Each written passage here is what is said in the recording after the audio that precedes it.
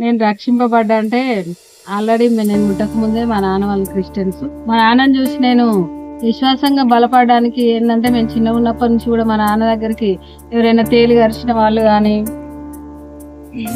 ఒక గొప్ప విషయం ఏంటంటే ఒక మాంత్రికునికి తేలి గరిస్తే కూడా మా నాన్న దగ్గరికి వచ్చిండు. ఆయన ప్రార్థన ఆయనకు మరి మిగతా వాళ్ళని చేసిన దాన్ని బట్టి ఎట్లనో కానీ ఆయన కూడా విశ్వాసంతో మా ఇంటికి వచ్చినప్పుడు ఆయన ప్రేయర్ చేసినప్పుడు ఆయన కూడా స్వస్థత ఉందండి.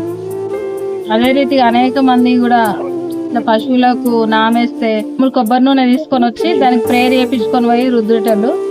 దాన్ని బట్టి మేము చాలా విశ్వాసంలో ఆయనను ఇంకైనా చేసినవి అంటే అనేకంలు ఉన్నాయి.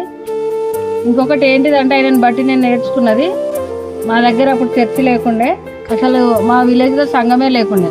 మోత్కూరుకి వెళ్ళేది ప్రేయర్కు. ఆ రోజు ఏం చేసిండంటే మా నాన్న పొలం దున్నేది ఉందని చర్చి పోకుండా పొలం దున్నిండు.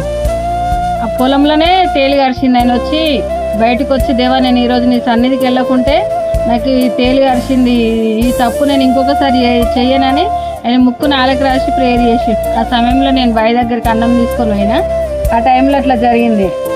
ఆయన చేసిన ఒప్పందాన్ని బట్టి కూడా మా నాన్న అట్లా చేసేది. ప్రతి సండే చర్చికి వెళ్ళేది. మేము కూడా చర్చి మిస్ కావద్దని ఆయన నడిచిన ఆ నడవడికను బట్టి ఏదేమైనప్పటికీ తప్పని పరిస్థితి ఉన్నప్పుడు తప్ప ప్రతి సండే ఆయన చేసిన క్రియలను బట్టి మేము కూడా ఆ రీతిగా దేవుని సన్నిధిలో గడపాలనేటువంటి ఒక నిర్ణయం ఆయనను బట్టి మేము కూడా తీసుకున్నది.